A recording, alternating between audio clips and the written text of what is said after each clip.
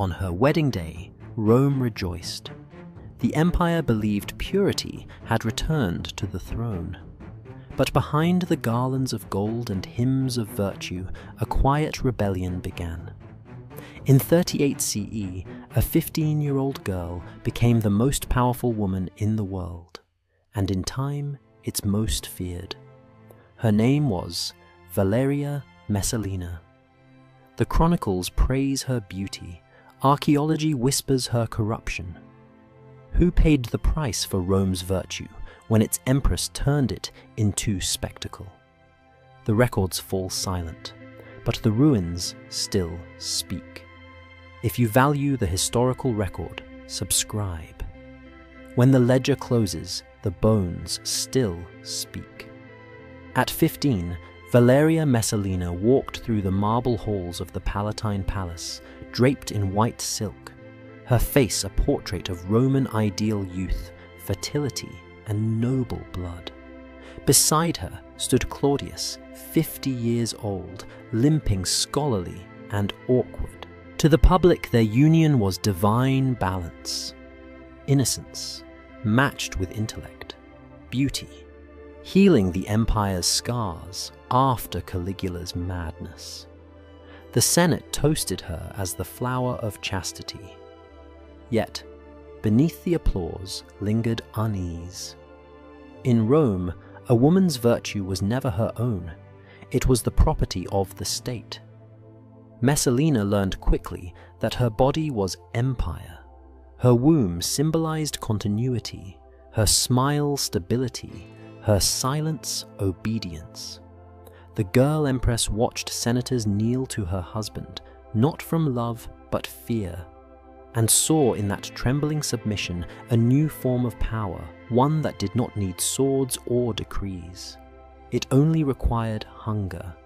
She saw how lust humiliated men who pretended to be gods, and she began to wonder, could the same tool that enslaved women also rule them? At night, when torches dimmed and servants withdrew, the empress vanished. The marble halls of the Palatine held their breath as Valyriia Maselina slipped through a hidden gate disguised as a slave. The silk and gold of the imperial household gave way to the stench of Subura, the red-lit underbelly of Rome, where the city's most disposable women sold their bodies for a loaf of bread. Here, no one bowed, no one used her name. Here, the Empress of Rome was just another girl behind a curtain. Ancient chroniclers called these nights madness, but perhaps they were revelation. Maselina's descent into the brothel was not a fall, it was a search. In a world that measured women by purity, she chose the opposite currency defilement as power. The Senate adored her chastity because it made her controllable. The streets offered something different from appetite anonymity, the thrill of being unrecognizable. It was in this darkness that she learned a lesson few rulers ever dared confront. Shame could be wielded like a blade. In the cramped smoky rooms of Subura Maselina sat among the city's pornaoi, the lowest class of prostitutes, many of them slaves marked with iron brands. She studied them with fascination, their resilience, their defiance, their unbroken laughter after pain. She began to imitate them then, to compete. Clients entered unaware that the girl with painted lips and perfumed hair was the empress herself. Tacitus claimed she prided herself on endurance, boasting she could outlast any woman in Rome. Whether that account was true or embellished, the symbolism was undeniable. She turned her own body into an instrument of dominance. To Rome's elite sex was hierarchy, but in the brothel, that order inverted. Men who commanded armies crawled to beg. Merchants who dictated prices in the forum paid to touch the lowest flesh. The brothel was democracy stripped bare, its only law desire. And in that mirror of chaos, Maselina found the blueprint for her future rule. Each night she descended deeper, and each dawn she returned to the palace with her hair unbound, her eyes alight. No one dared question her exhaustion. Servants whispered that her perfumes had changed, that she smelled of cheap myrrh and smoke, not royal incense. Claudius noticed nothing. To him, she remained the dutiful wife, the mother of his children, the serene ornament of the empire. But beneath the cosmetics and marble smiles, something in her had shifted. She had tasted a kind of power no title could offer, the ability to choose humiliation and survive it. It is tempting to read this as lust, but that word is too small. Lust is appetite. Maselina's was strategy. Each night she rehearsed inversion-turning weakness into weapon degradation, into command. The more she descended, the more she understood the secret of Rome's men, their terror of exposure. For centuries, Rome had built its power on discipline, on the pretense that men controlled their urges. She knew better now. Behind every senator's stoic gaze lurked the same hunger she had seen in the brothel. If she could manipulate that hunger, she could own them. Historians like Juvenal mocked her as insane, a woman possessed by demonic lust. Yet, their disgust reveals something deeper fear. A woman who refuses shame is uncontrollable. In breaking the boundaries of virtue, Maselina broke the logic of the empire itself. She embodied its paradox, a state that claimed to civilize the world through law, but thrived on domination and pleasure. Archaeologists later uncovered brothel graffiti from Sabura names, scratched beside prices, prayers for protection, curses for cruel clients. Some inscriptions even mention a mysterious Lina, a woman of noble bearing who appeared at night and vanished by dawn. Perhaps a myth, or perhaps the echo of a scandal too dangerous to record openly. By the time the sun rose over the Palatine, the Empress had resumed her role. Silk replaced rags, perfumes masked sweat. The goddess of Rome smiled from her balcony. But the boundary between palace and brothel had already dissolved. What began as escapism had become revelation. The empire's moral walls were as porous as its streets. From that moment, the pattern of her reign was set. She would no longer hide her rebellion, she would refine it. The brothel had taught her the first rule of absolute power control does not require violence. It requires consent, manufactured through shame. And so, within months, the Empress who once walked among the whores began turning her palace into their mirror. What happens when the palace itself becomes the brothel and every noble forced to play their part? The Palatine Palace, heart of empire, altar of order, became something else. Behind its bronze gates and marble pillars, Rome's most sacred institution began to imitate the city's darkest corners. Maselina no longer needed to sneak into Sabura. She brought Sabura to her throne. At first, the transformation was subtle. Banquets stretched later into the night. Servants whispered of unfamiliar guests, gladiators, actors, foreign slaves, summoned not for counsel, but amusement.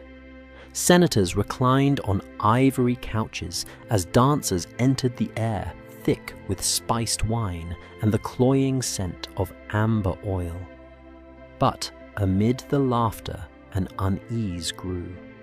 The Empress had changed the rules.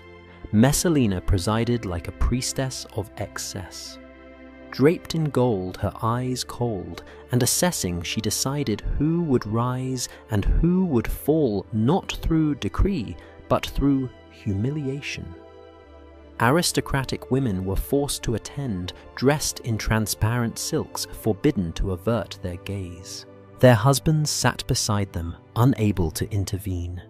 knowing one wrong glance could mean ruin. The games of state became games of flesh. One evening, according to Suetonius Messalina, ordered a nobleman's wife to kneel before her husband in front of the entire court to prove her devotion. The crowd laughed, forced laughter, the kind that echoes fear.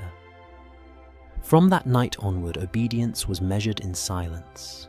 Each scandal deepened the court's complicity. Claudius, ever the scholar, retreated further into study. Some said he knew and chose ignorance. Others believed she bewitched him, his need for her approval stronger than his sense of dignity. Either way, the emperor's silence made her unstoppable. In Rome, silence was assent. Messalina discovered that degradation could be ritualized. What began as private pleasure turned into imperial policy. She summoned gladiators' bodies honed for death to her chambers, forcing senators to watch as she embraced them. When disgust flickered across a man's face, she remembered it. Later, his estate would mysteriously fall under investigation, his wife summoned to entertain the empress. Every act of resistance became a performance she could replay in vengeance. The palace turned into a theater of submission. Every corridor whispered hierarchy, every gesture a test. Courtiers learned to smile when they wanted to scream to praise what sickened them. Rome's moral vocabulary, virtue, honor, chastity, was hollowed out and filled with parody. The empire that once disciplined the world now fed on its own shame. It is easy centuries later to see Messalina as monstrous, but monsters are mirrors. She exposed what Rome already was, a civilization that worshipped order but hungered for spectacle. In her, the contradictions simply became visible.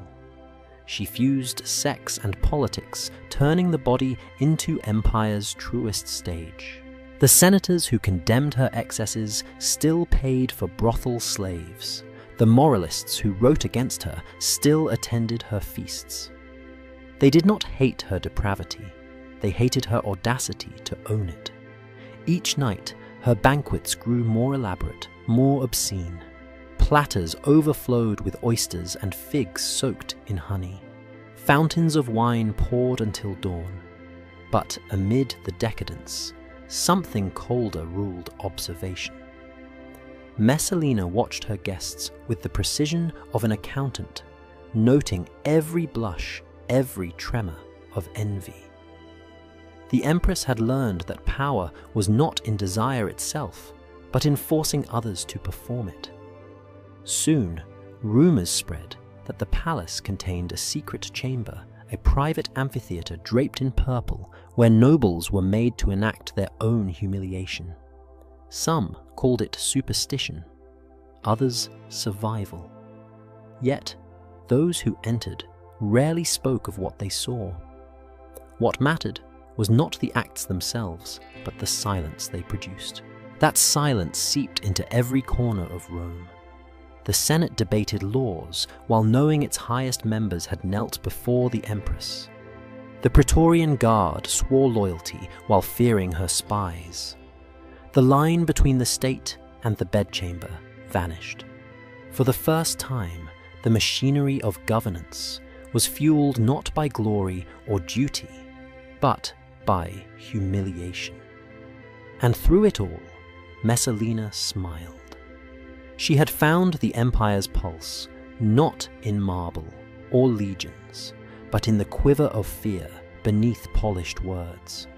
She ruled not as Claudius's wife, nor even as Rome's empress, but as its conscience inverted. By day, she appeared pious and serene, and attending temples, blessing veterans, whispering petitions into the emperor's ear. By night, she presided over rituals of disgrace that bound her enemies tighter than chains. Every man who obeyed her lost something irretrievable. Not just honor, but the illusion of control. That was her true genius. She understood that a broken man obeys longer than a frightened one. And so the brothel of Saburra became the blueprint of empire. Maselina had turned Rome's most private shame into its most public secret. What happens when the Empress's theatre becomes institutionalized, when humiliation itself is written into the machinery of state? What begins as indulgence always ends as system. By the early 40s CE, the private depravity of the palace had ossified into bureaucracy. The Empress no longer needed to hide her appetite behind banquets or laughter. She had transformed it into administration. The House of Rome now ran quite literally like a brothel. In a quiet villa near the Campus Martius Messalina, established what chroniclers would later call the Domus Meretricia Imperialis, the imperial house of pleasure.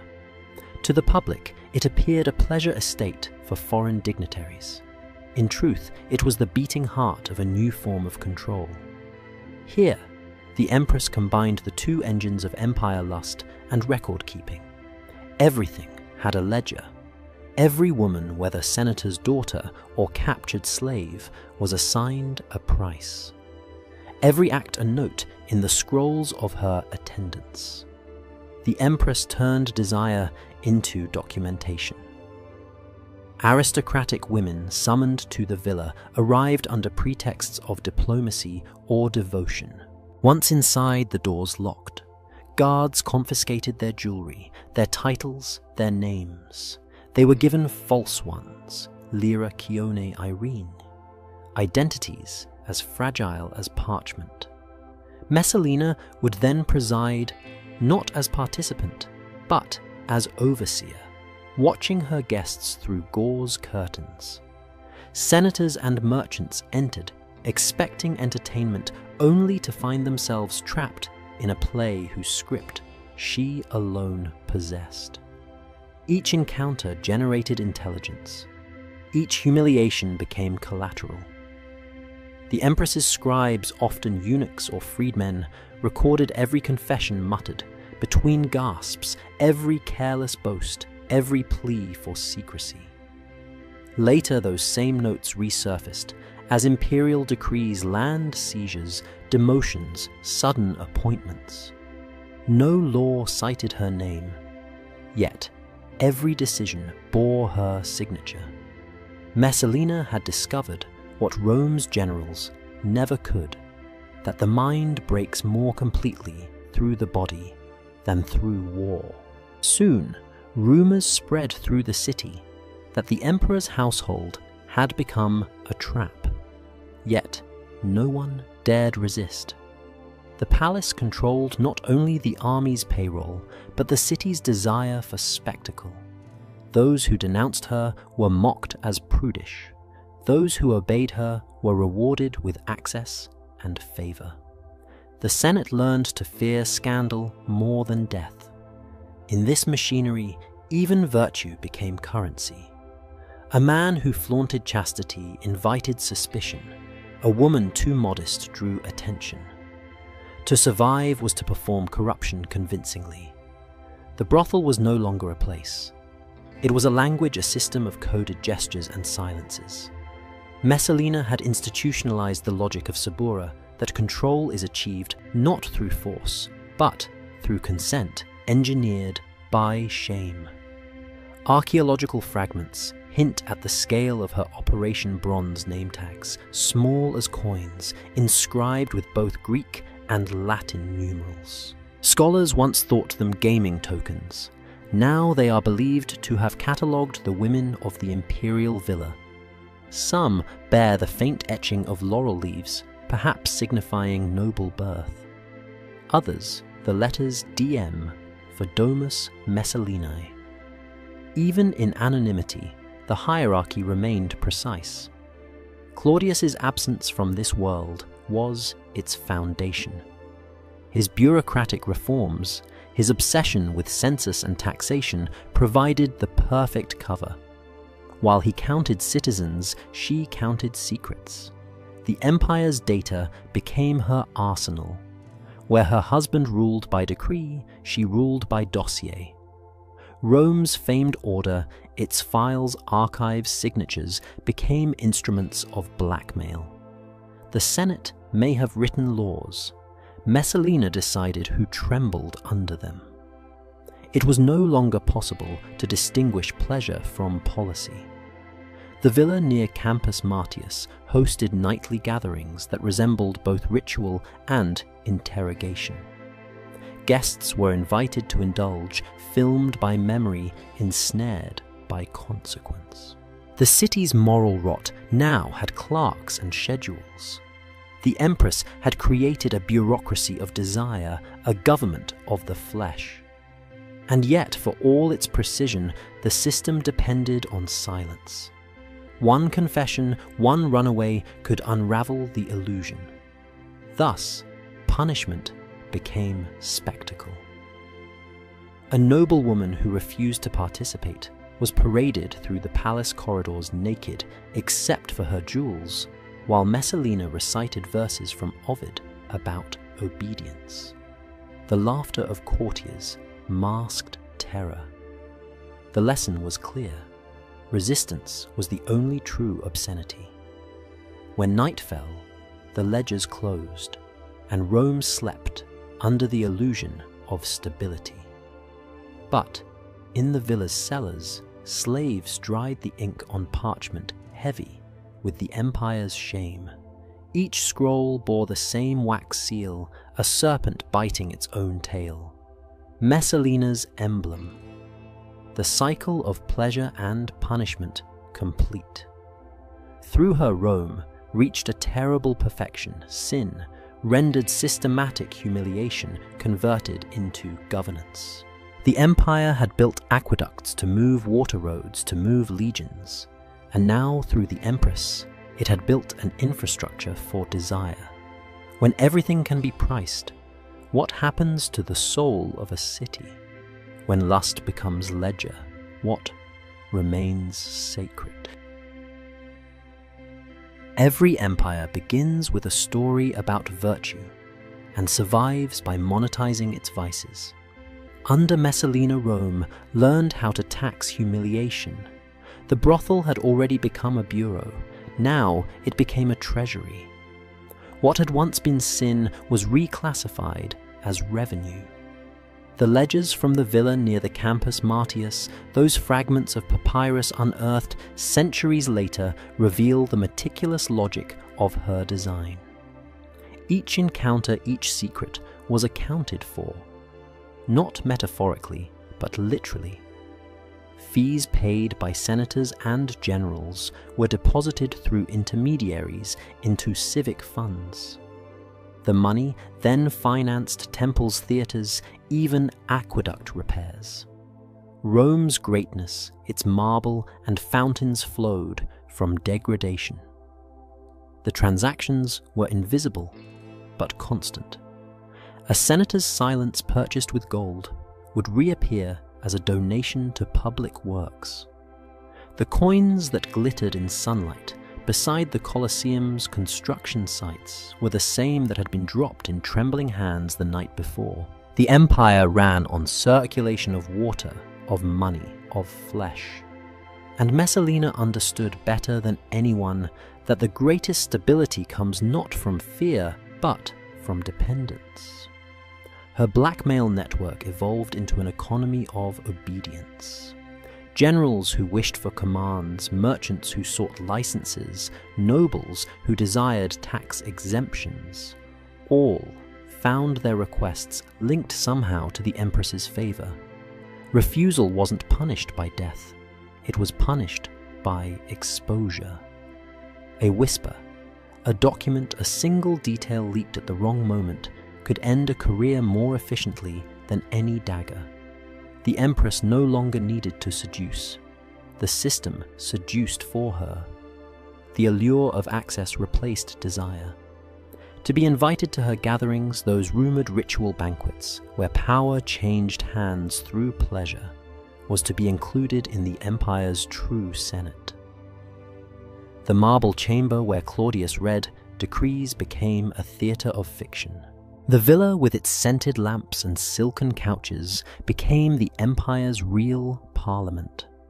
Rome's chroniclers, though scandalized, could not deny her intelligence. Suetonius writes of her cold arithmetic of lust, a phrase that perfectly captures her genius. She had turned intimacy into institution. Where her husband kept archives of laws, she kept archives of transgressions. Her empire was not of legions, but of leverage. Consider the paradox in the Republic. Rome punished adultery as a crime against the state. Under Messalina, the state profited from adultery. Even the taxes on brothels officially reinstated by Claudius as part of his fiscal reforms were quietly redirected through her associates. The more scandal flourished, the more stable the treasury appeared.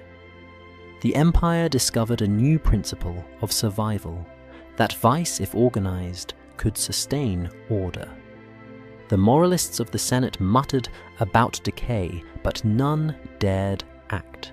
They had all in one way or another been absorbed into the Empress's system. A loan forgiven here, a brother spared execution there. Every mercy carried a price, and every transaction deepened the silence. Archaeologists today find the traces of this moral economy scattered through graffiti account fragments and temple dedications.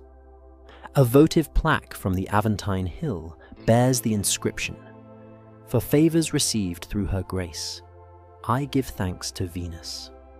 Historians suspect it referred not to the goddess, but to Messalina herself. Her cult of influence had blurred into divinity. To understand the genius of her corruption, one must look beyond scandal.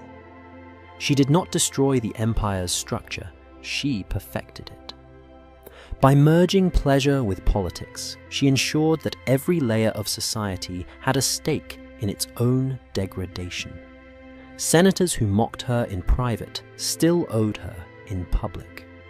Priests who condemned her rituals still accepted her donations. Soldiers who guarded her gates still visited her chambers. Rome's economy, once built on conquest, had turned inward.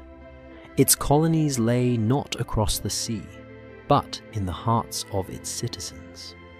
And like any successful colony, it extracted resources, secrets, bodies, obedience, until nothing remained uncommodified. Messalina had grasped what even emperors often forgot, that power is most secure when it feels voluntary. Her victims offered themselves. They smiled as they were chained. They toasted her name at feasts.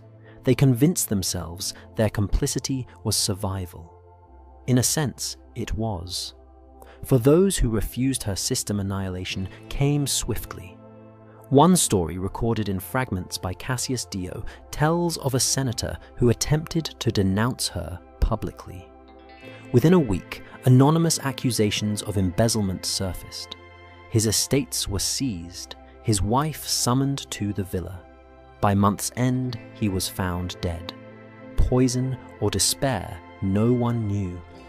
His name vanished from Senate records. His fortune ironically went to fund an aqueduct extension dedicated in Claudius's name. Rome's moral decay, once whispered, now gleamed in marble inscriptions. The aqueduct still stands.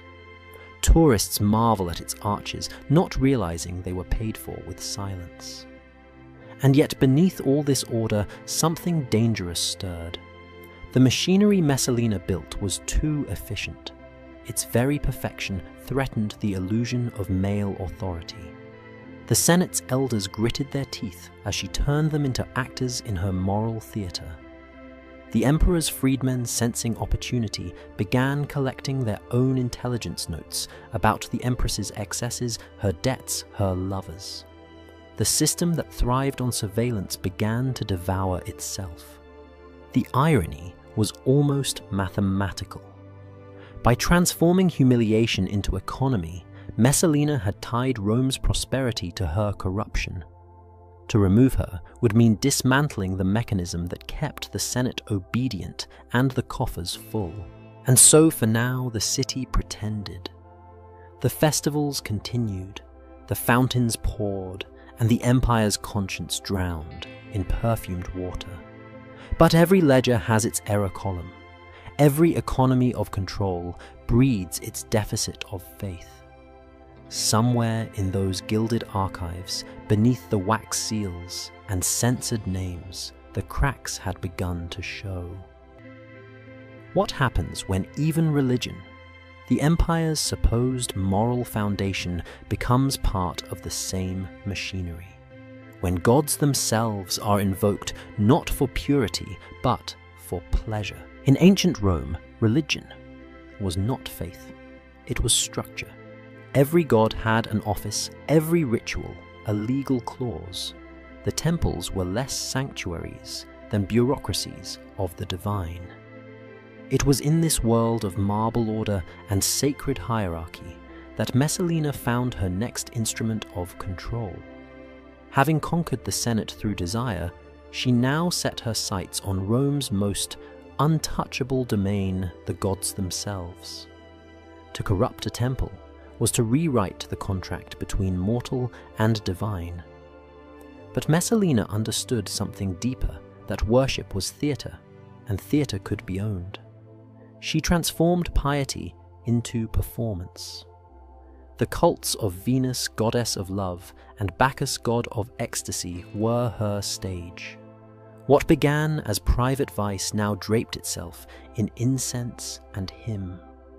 During the festival season, Rome's marble courtyards filled with processions, garlands, flutes, and the scent of myrrh. But beneath the chanting, a quiet horror took root. Maselina presided over ceremonies that began with devotion and ended in debasement. Virgins brought offerings to Venus only to find their purity auctioned as divine initiation.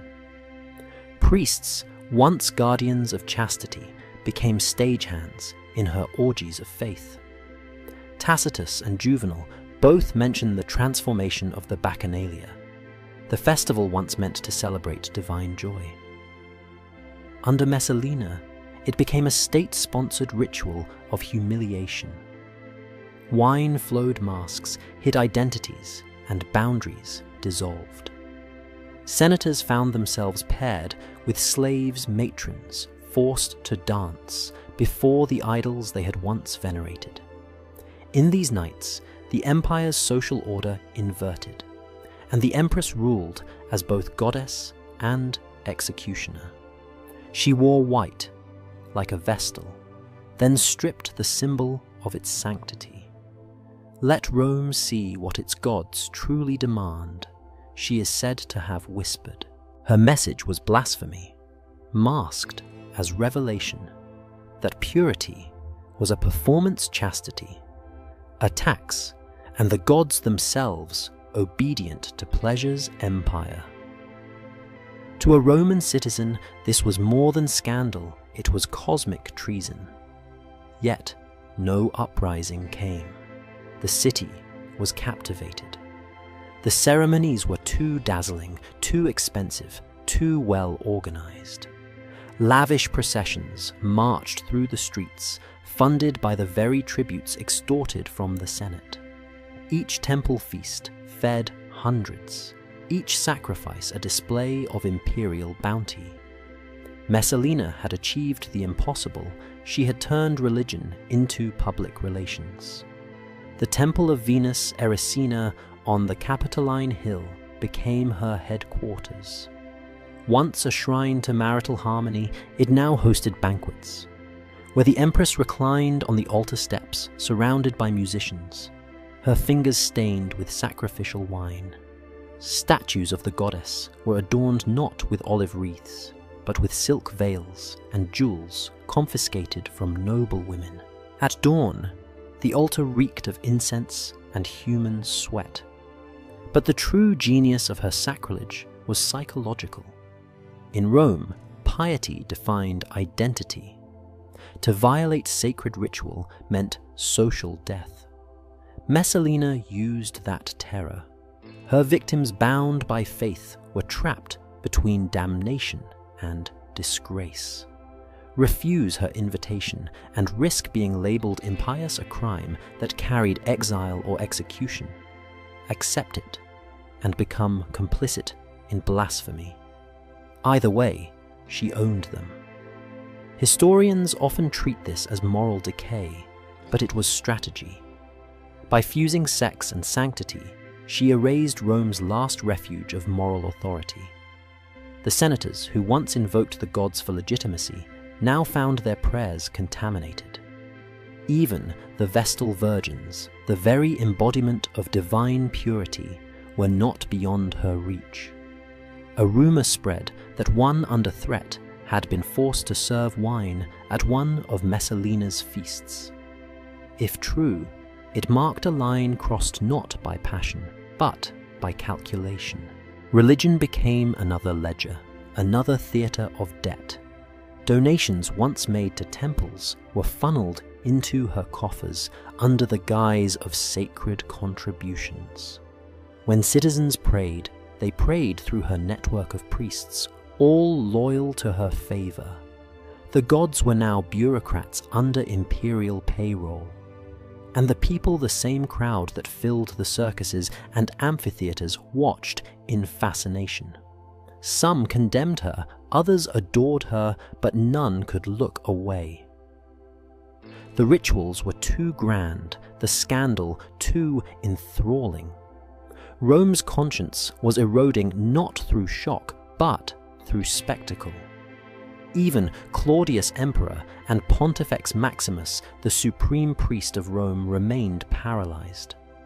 His silence, once weakness, had become complicity. When priests whispered of profanation, he smiled faintly, insisting the empress merely sought to revive the passions of the gods. Perhaps he believed it. Perhaps he needed to. From this point, the Roman Empire entered a strange equilibrium: holiness as entertainment sin, as state ritual. Maselina had converted the sacred calendar into her personal script. Festivals no longer marked divine seasons, they marked her moods. The year itself revolved around her desires. Archaeological finds confirm traces of this transformation. A fragment of fresco from the Palatine showing Venus surrounded by attendants bearing censers, their gestures disturbingly erotic.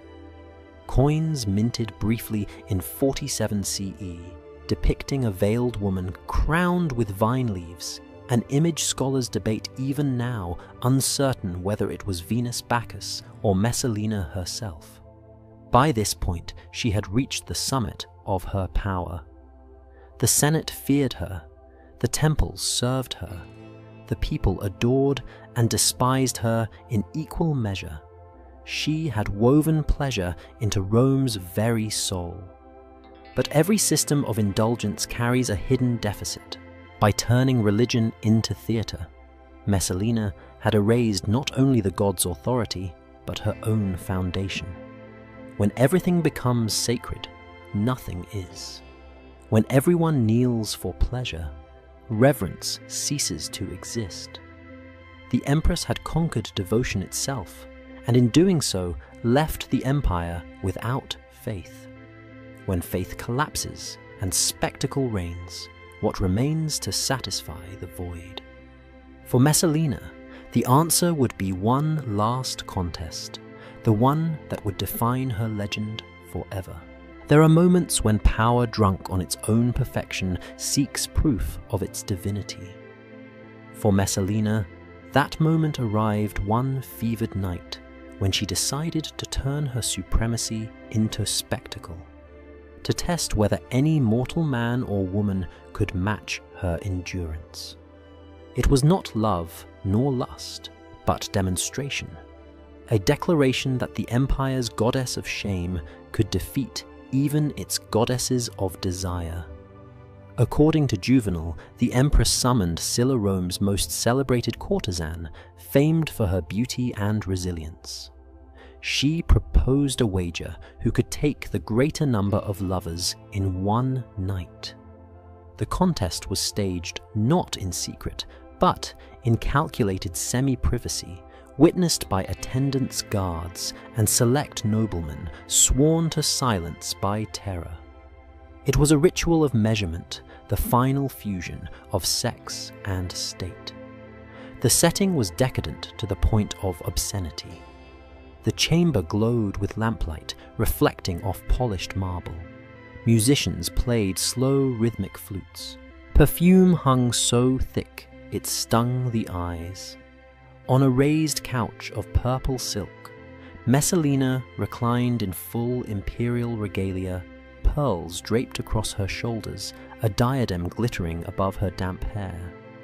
Scylla, by contrast, appeared bare, unadorned, confident in the simplicity of her craft. The duel began. Hour after hour passed. One by one, men were summoned, gladiators, slaves, nobles, guards, each leaving drained and wordless. Witnesses claimed Maselina never paused her gaze, fixed not on her partners, but on Scylla herself, as if feeding on the other woman's exhaustion. By dawn, Scylla collapsed gasping in defeat. Maselina, her skin gleaming with sweat and wine, turned to her attendants and said, "Am I not still Empress?" That phrase would echo across centuries, not as pride, but prophecy. Historians still debate whether the event occurred exactly as recorded. But even if exaggerated, it captured a truth greater than fact. Maselina's obsession was not pleasure, it was transcendence through humiliation. She had reduced Rome's most intimate act to arithmetic. Desire became data. Flesh became proof of rule. Her victory over Scylla was symbolic. The professional woman undone by the imperial one. The economy of pleasure consumed by the bureaucracy of domination. The next morning, the story spread through whispers across the city. Servants carried it to the markets, soldiers murmured it in barracks, poets scribbled it in lamp-lit margins. The Empress who outlasted Venus, they said. Some laughed, others crossed themselves. Yet even those who condemned her felt something more dangerous: envy. For in her defiance, Maselina had inverted Rome's entire moral geometry. The virtue of restraint, the discipline of self, the sacred distinction between matron and courtesan, all shattered beneath her name. To her admirers, she was divine excess incarnate. To her enemies, the empire's corruption made flesh. But to herself, she was neither sinner nor saint, only proof that domination was the only honest language left in Rome. That night marked the pivot of her reign. Having conquered sex, she no longer sought secrecy. She demanded audience. Her spectacles grew larger, crueler, almost theatrical in their intent. Gladiators were ordered to perform mock marriages before combat. The brides stripped of veils before the crowd. Noble women were invited to preside over these games as priestesses of Venus, their trembling disguised as piety. Each act chipped away at Rome's public conscience, and the crowd's horror turned to habit. It was a masterpiece of moral conditioning. By making outrage routine, Maselina drained it of power. What once shocked now merely entertained. The city had become addicted to its own disgust. Psychologists centuries later would call this habituation of cruelty. Rome experienced it firsthand. The more she displayed sin, the less anyone cared. Even poets who once weaponized satire against vice fell silent. They depended on her patronage. The Empress funded the arts temples, even orphanages, paradoxical tokens of charity purchased with the proceeds of humiliation. It was as if she were daring the gods to strike her, and they amused, or indifferent, did not. But every empire of spectacle feeds on escalation. Maselina's triumph over Scylla was not an end but a challenge to herself. Her body once tool now became symbol, an altar demanding larger sacrifices. When indulgence ceased to thrill, she turned to cruelty. When power ceased to awe, she turned to blasphemy. What she sought now was not pleasure, but confirmation that no boundary divine or mortal could contain her. One account, almost apocryphal, describes her visiting the Temple of Venus after her victory. Alone before dawn, she offered incense and whispered, "If the goddess still reigns, let her strike me down." The thunder that followed was distant, the kind that never reaches ground. She laughed. By now, the Senate's fear had ripened into paralysis. To accuse her was suicide, to ignore her complicity. Claudius's advisors urged caution. The Empress, one wrote, has become the empire's heart disease deadly, but to cut it out is to kill the patient. And indeed, Rome continued to function. Taxes collected armies, marched laws passed. On paper, the empire was stable, but beneath the marble, its soul was corroding. The moral structure that had once justified conquest, the illusion of virtue, was dissolving. Maselina had not destroyed Rome. She had revealed it. For centuries, the city had enslaved bodies, silenced women, commodified desire. Only now the roles had reversed. The master became spectacle, the spectator became slave. And at the center of this inversion stood one woman, triumphant and doomed, her laughter echoing through the same halls that would one day erase her name. What happens when fear replaces faith? When shame alone binds the empire together? Maselina's next act would show how terror, not lust, became Rome's true religion. Rome had always known power through spectacle. But under Maselina, fear itself became the empire's new architecture, the invisible scaffolding that held every senator, priest, and soldier upright. The brothel had taught her how shame breaks men more efficiently than torture. Now she made that lesson law. The transformation was almost silent. There were no new decrees, no public proclamations. The Empress didn't need them. Every noble already understood the unspoken contract obedience in exchange for survival. To cross her was to risk exposure, to have one's private sins made public, whispered by slaves, copied into records spread by rumor until one's honor dissolved. Rome. That great machine of hierarchy and reputation ran on appearances. She learned to weaponize them. Her system was simple. For every man in power, she had a ledger, literal or symbolic, filled with secrets. A senator's adulterous tryst, a priest's embezzled offering, a general's misused funds, a wife's unchaste letter intercepted by palace servants. Each sin was catalogued, each debtor kept in perpetual debt. To purge oneself of guilt was impossible. The only path to safety was silence and further obedience. Within months, the Senate no longer debated policy. It rehearsed loyalty. Sessions that once thundered with rhetoric now echoed with scripted flattery. The emperor, isolated and distracted by endless correspondence, mistook submission for peace. Maselina's shadow ruled the room. She had no throne yet. Every man's conscience bent toward her approval. And what she controlled through fear, her attendants enforced through whispers. Freedmen, eunuchs, and scribes became Rome's secret police. They spread rumors of divine dreams, portents, and omens, each conveniently validating the empress's will. The line between gossip and government vanished. Truth itself became a kind of blackmail. Whoever spoke it endangered themselves, and thus no one dared. It was not only the men who trembled. Noble women lived in exquisite pure, terrified of being summoned to the villa, terrified of not being summoned.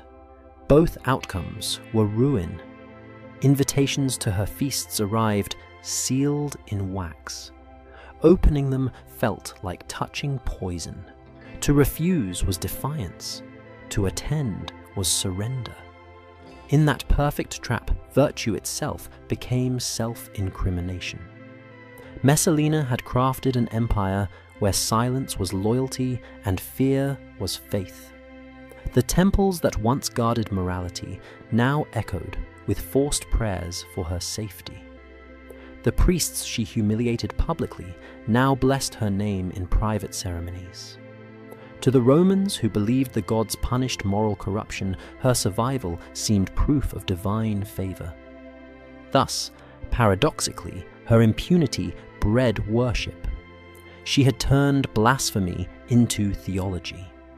Psychologically, this was genius. Every tyrant before her ruled through dread of death. She ruled through dread of disgrace, a fear that does not end with dying. She understood what philosophers only theorized, that shame is eternal. Its echo lingers long after the body perishes. A senator could endure exile. He could not endure laughter. Even the Praetorian Guard, the empire's elite soldiers, were drawn into her web. Once sworn only to protect the emperor, they now guarded his wife with equal zeal. Not from love, but from uncertainty. Maselina rewarded loyalty with access to her banquets, her confidence, her secrets. The guards who stood watch outside her chambers at night were not protecting her. They were imprisoned by her charisma. She made them accomplices in the empire's unspoken crimes. Fear seeped into every marble crack of the city. In markets, vendors lowered their voices when mentioning the empress. In taverns, her name was spoken like a curse disguised as a prayer. Rome had survived famine, fire, and war, but it had never endured a contagion of conscience like this. Citizens began to censor their dreams. The empress had found the perfect substitute for law. Fear required no courts, no armies, no speeches. It was self-regulating, invisible, and renewable. Once instilled, it multiplied on its own. She had made morality obsolete, and yet this system was fragile because it depended entirely on her presence.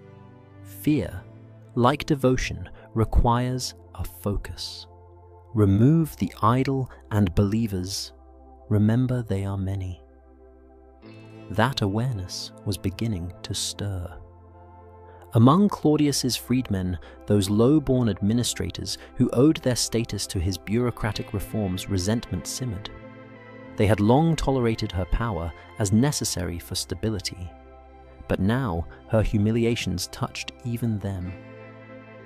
One evening, according to later accounts, a freedman named Narcissus, loyal to Claudius and deeply pragmatic, was forced to attend one of her feasts. There he saw senators stripped of dignity, nobles performing as slaves, laughter dissolving into sobs. He understood then what the Senate would not, that Maselina's Rome had become unsustainable. The empire was no longer ruled, it was staged, and every performance must end. But for now, the stage burned brightly. The empress reigned through contradiction, loved for her beauty, feared for her appetite, obeyed for her cruelty. She had succeeded where emperors failed, not by commanding the legions, but by conquering the human mind. And so the paradox deepened. Rome, proud of its reason, now worshipped its delirium.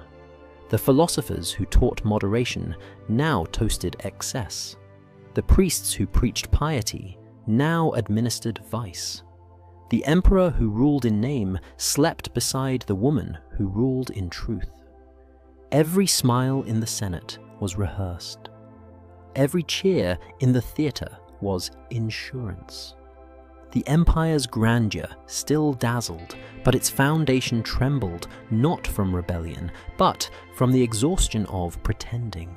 How long can terror masquerade as order before the mask cracks? For Maselina, the answer would come not through revolt, but through one audacious act so public, so blasphemous, it would shatter even fear itself. By the autumn of 48 CE, Rome had become an empire of whispers. Fear ruled in silence, and silence had made Maselina invincible. But even perfection decays when it runs out of audience. Power built on spectacle demands escalation. And Maselina, having conquered men temples and the Senate itself, turned at last to her final, fatal stage marriage. The setting was almost absurd in its audacity. Emperor Claudius. Her husband was away in Ostia, overseeing harbour construction. The city was calm, its politics predictable, its officials complacent. Into that stillness, Maselina unleashed chaos disguised as ceremony. She announced that she, the Empress of Rome, would remarry publicly legally, and immediately to her lover, the Senator Gaius Silius, one of the most admired men in the city. It was not a clandestine affair, not rebellion in shadows. It was theatre in broad daylight. Invitations were sent, musicians rehearsed, priests were summoned. The wedding procession wound through Rome's streets like a parody of holiness. Flowers rained from balconies. Crowds gathered in disbelief.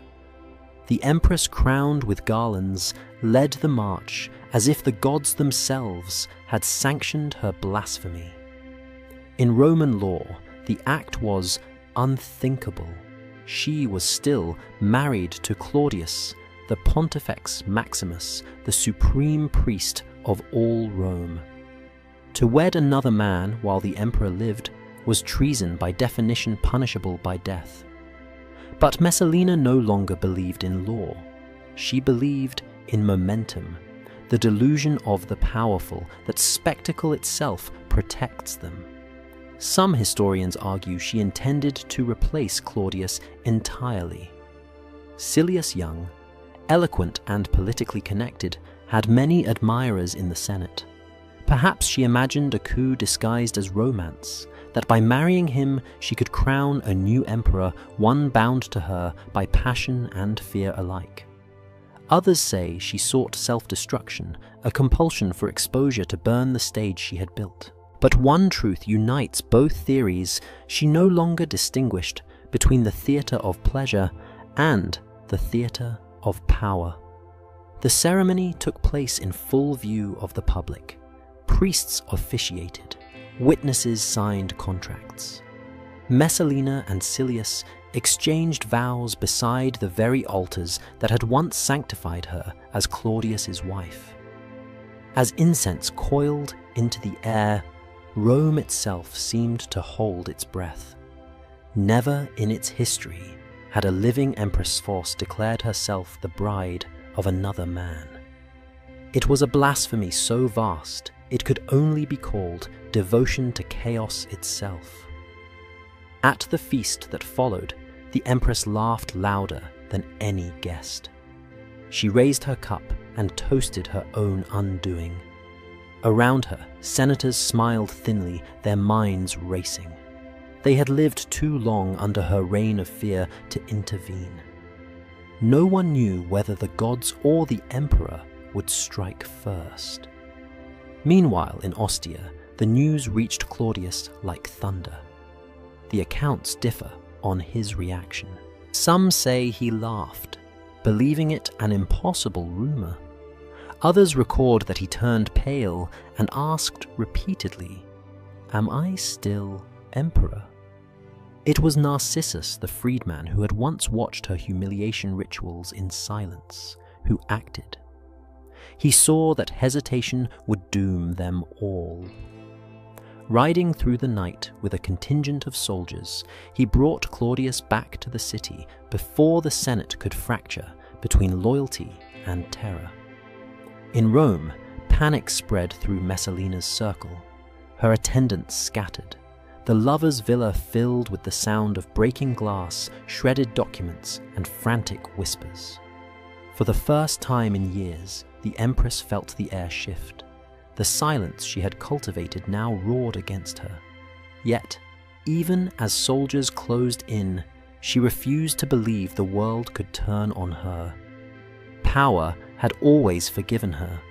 Desire had always shielded her. She sent messengers to Claudius, pleading for an audience, claiming madness, claiming ritual possession, claiming love.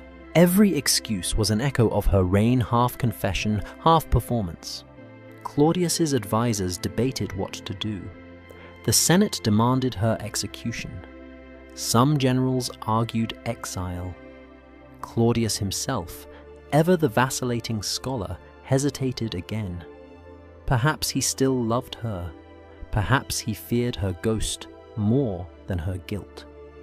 Meanwhile, Messalina hid within the gardens of the Domus Luculliana, the estate where she had once hosted her most lavish feasts.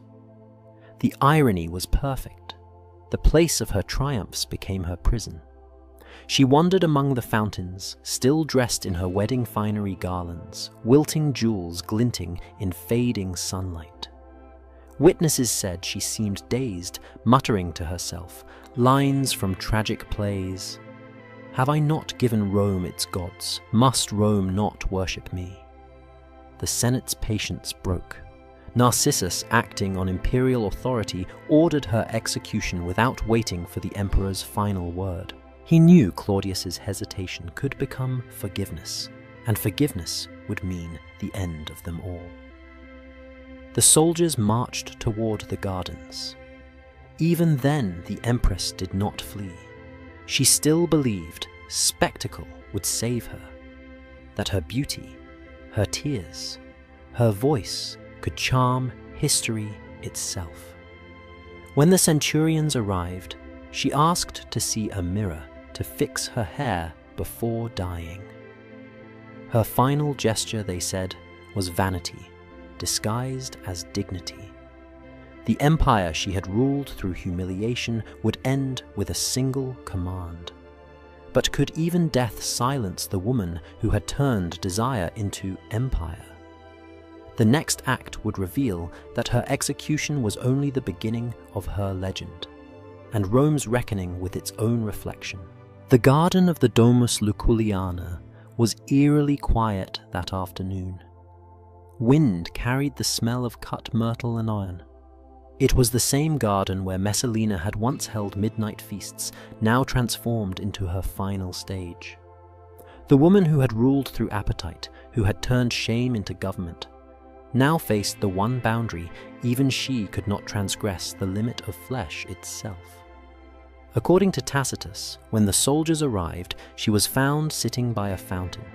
Her wedding garlands half wilted, her hands stained with wine and dirt. Her mother, Domitia Lepida, stood beside her, an older mirror of what Messalina might have become had she chosen restraint.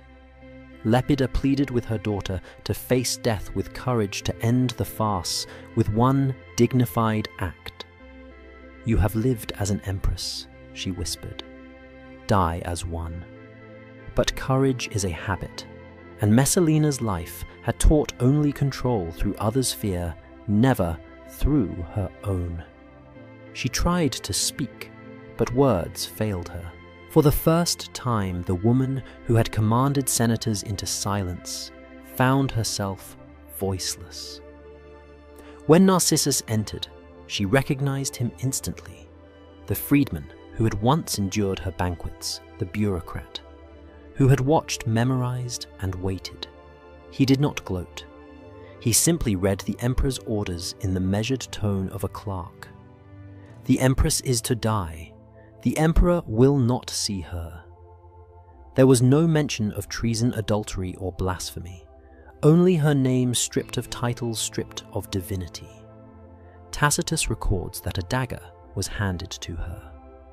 For a moment she stared at it, as if trying to recall what courage felt like.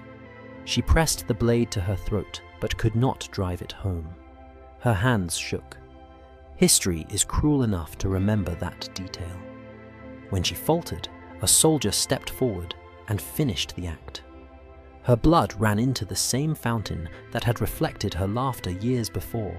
That is the image history preserves Rome's Empress of Lust, dying amid roses, still half beautiful, half erased. But her death was not the end. It was the beginning of Rome's self-denial. Claudius, informed that it was done, reportedly asked for wine. "Then let us dine," he said. A pause. Then, "She is dead." Whether those words carried relief, shock, or disbelief, no one could tell. His courtiers applauded the safest reaction in an empire built on performance. The next day, the machinery of erasure began. Her statues were pulled down, her name chiseled from inscriptions, her portraits melted for their gold frames. Damnatio memoriae, the Roman practice of unmaking a person, turning them from history into rumor. It was the punishment reserved for those whose crimes were so immense that they must be forgotten. But forgetting is its own kind of immortality. In the taverns and alleys, stories multiplied. Some said her ghost haunted the gardens, still wearing the wilted crown, still seeking her mirror. Others swore that Claudius, in drunken nostalgia, once ordered a new statue of her built and then destroyed it again the next morning. Every retelling made her more myth than woman. Narcissus, the architect of her fall, fared no better. For all his discipline, he could not escape the taint of the act. Within a few years, he would die mysteriously poisoned, perhaps, by those who feared he might wield the same power of exposure again. Rome consumes its executors as efficiently as its idols. But what lingers most about Maselina's execution is not the death itself. It's the strange quiet that followed. No rebellion, no outrage. Rome exhaled as if a fever had broken. The Senate resumed its rituals. The priests cleansed the altars. The marble facades gleamed once more. The city pretended restoration. Yet, beneath that illusion, something irreversible had occurred. The empire had seen its reflection too clearly. Messalina's reign had not merely corrupted Rome, it had revealed what it already was. A civilization addicted to spectacle, obsessed with hierarchy, terrified of exposure. When she fell, the city did not repent. It adapted. Shame was still currency. Only the issuer had changed. Even the moralists who condemned her could not erase her shadow from their rhetoric. Philosophers invoked her name as cautionary tale, poets as metaphor for desire's empire. Sculptors secretly copied her likeness onto Venus statues. And generations later, Christian chroniclers would recycle her image as the archetype of the whore of Babylon, the eternal emblem of civilization undone by pleasure. In truth, Rome had not destroyed Messalina. It had absorbed her. Her methods, humiliation, spectacle, fear, became the invisible grammar of power that every emperor after Claudius would inherit. Nero perfected it. Domitian institutionalized it. The empire's marble order would forever carry the scent of her perfume and the stain of her dread. And so the empress, who could not face her own blade, succeeded in piercing history itself. Her death was meant to cleanse Rome, yet it only confirmed the infection's permanence. Her final silence still lingers in those who lead through spectacle, who trade truth for theatre, who govern not by reason, but by humiliation disguised as unity. Maselina's body died in the garden. Her method survived the empire. But what does it mean when an empire erases what it cannot stop imitating? When history condemns its own reflection? The answer would unfold in the next chapter. Rome's moral resurrection built upon her ghost. Erasure in Rome was never silence, it was performance. When Claudius ordered the damnatio memoriae of Maselina, it was not to forget her, but to publicly prove that forgetting could be controlled. The Senate convened under marble arches, still echoing her laughter. Her name was recited once then, struck from the record, as if language itself could absolve the empire of memory. In a single day, artisans chipped her face off of coins. Scribes burned her letters, and sculptors took hammers to her statues. The marble dust that once formed her beauty now settled like ash over the city that had worshipped her. But the more they erased, the more she multiplied. Each chisel strike turned into a whisper. Each vanished inscription became a story retold. Rome could destroy her likeness, but not the fascination she embodied. The psychology of obliteration was simple. By condemning her, Rome cleansed itself. The empire had learned this ritual from religion. Sacrifice the transgressor, declare purity restored. But the moral theatre was hollow. Maselina's crimes, lust, manipulation, domination, had not been aberrations.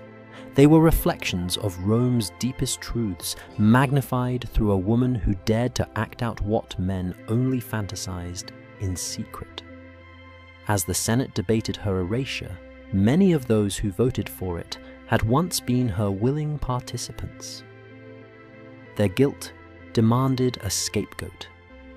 And so the city projected its own moral rot onto her corpse. In condemning her, they condemned the mirror she had held up. Claudius, ever the bureaucratic emperor, signed the decree without ceremony. He did not speak her name again. Yet, he never remarried out of affection. He remarried out of policy. His next wife, Agrippina, would be colder, sharper, and far more dangerous, a woman who studied Maselina's downfall as instruction, not warning. From her would come Nero, the seed of Rome's next catastrophe. This cycle of woman as moral disaster, followed by empire as silent accomplice, became Rome's new religion. The poets began rewriting her story almost immediately. Juvenal and Tacitus transformed her into allegory. In their hands, she ceased to be human. She became a symptom, a convenient embodiment of chaos, a metaphor for the empire's decaying virtue.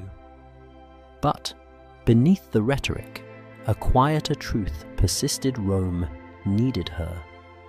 Without Maselina, there could be no performance of purity.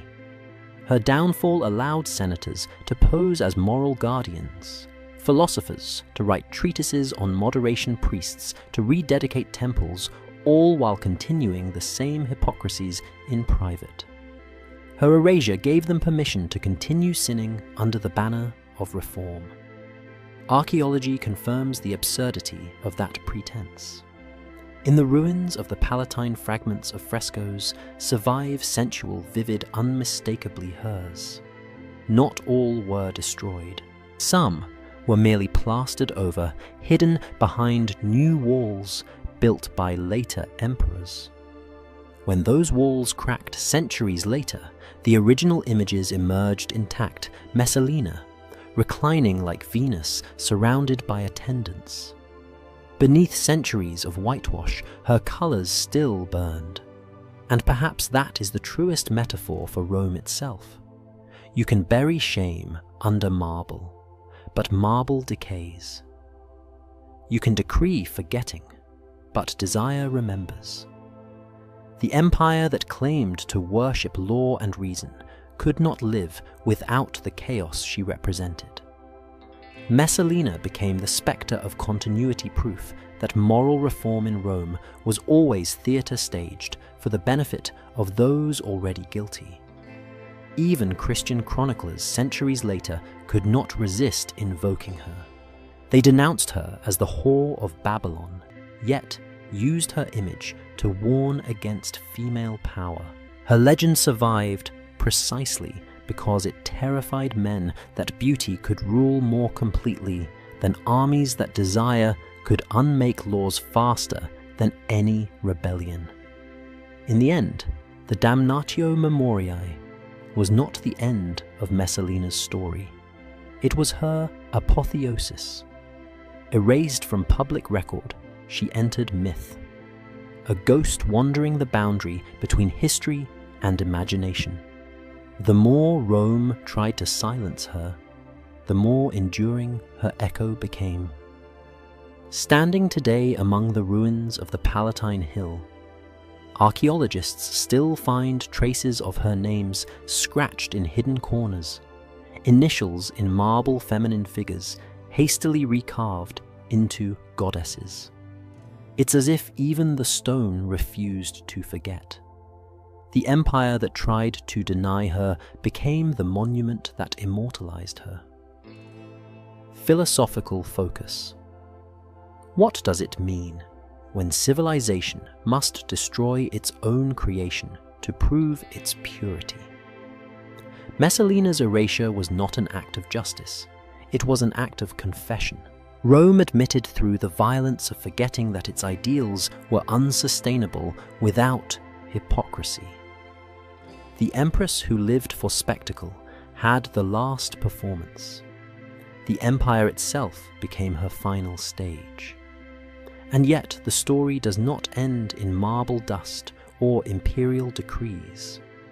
Because Messalina's method, her fusion of desire control and spectacle, did not die with her.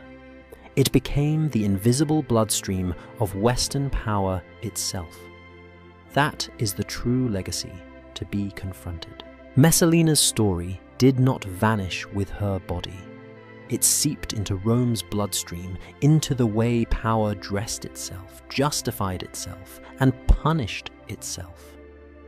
Every empire that came after inherited her grammar domination disguised as morality spectacle, repackaged as virtue, humiliation institutionalized as order. Her reign was not a scandal of lust, it was a blueprint for civilization's appetite for control through shame. Even centuries later, Rome still whispered her name when speaking of corruption. But what they refused to admit was this: she had not corrupted Rome. Rome had created her. She was the purest expression of its contradictions.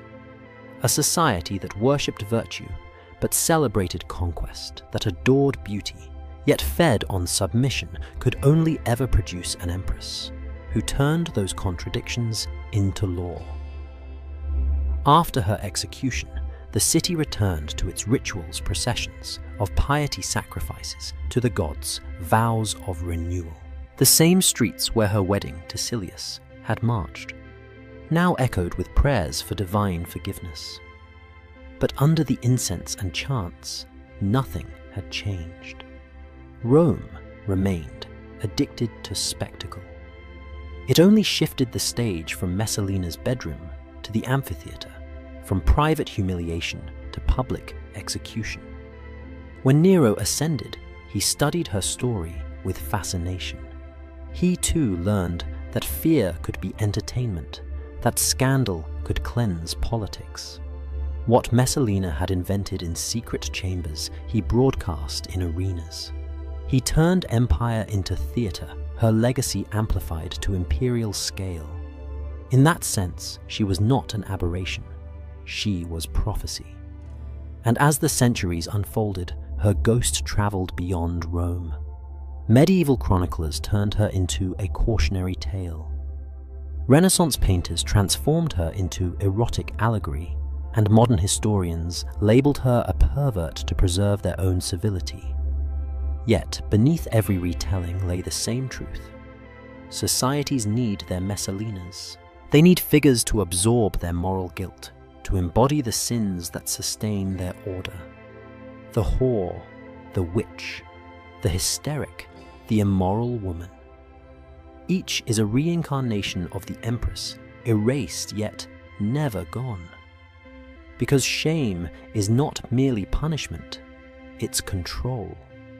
It disciplines desire by displaying its consequences. Rome's true genius was not in law or architecture, it was in codifying shame as governance. Maselina showed how effectively humiliation could regulate behavior long after the whip had stopped. And the modern world still obeys that lesson.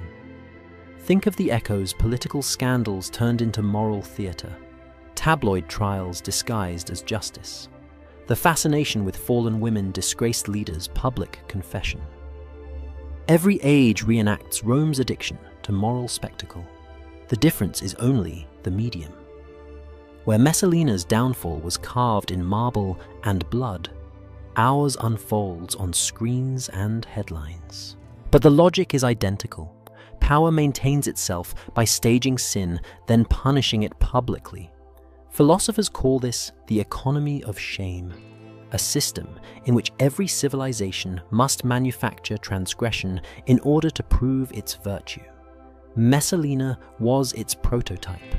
Her story became Western civilization's favorite ritual: condemn what secretly fascinates, destroy what quietly sustains. Rome erased her name to declare its purity. In doing so, it enshrined her forever. And perhaps that is the most haunting truth. When we look back at her, we are not looking at a monster. We are looking at a mirror. The empress who ruled through pleasure merely exposed the empire's dependency on it. Her excess was not deviance, it was revelation. She stripped the mask off Roman order and showed that beneath marble and rhetoric lay the same desire to dominate and to be dominated, to gaze and to be shamed. If power has a soul, Messalina revealed its anatomy. It is not forged in courage or intellect, but in performance.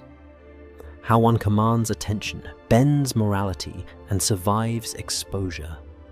That is why her story refuses to die. Because every empire, every institution, every spectacle of moral outrage still rehearses her script. In the end, her life answers the question that haunted Rome. What happens when the body becomes the empire's stage? The answer is that civilization itself begins to mirror her disease. Beautiful, disciplined, radiant on the surface, and quietly rotting underneath. The ruins of the Palatine still glow at sunset gold and silent. Tourists climb the hill, snapping photos of faded frescoes, unaware that beneath those stones lie the foundations of a city built on humiliation. The wind that moves through those corridors carries no words, but if it did, it would whisper her final truth. The spectacle never ends. When the empires fell, when the marble crumbled, when the philosophers preached virtue again, the machinery of shame survived. And in that survival lies her victory. Messalina's name may have been condemned, but her method became eternal. Her legacy is not lust, it is civilization's addiction to humiliation as proof of order. That is why history cannot bury her, because to bury her is to bury its own reflection.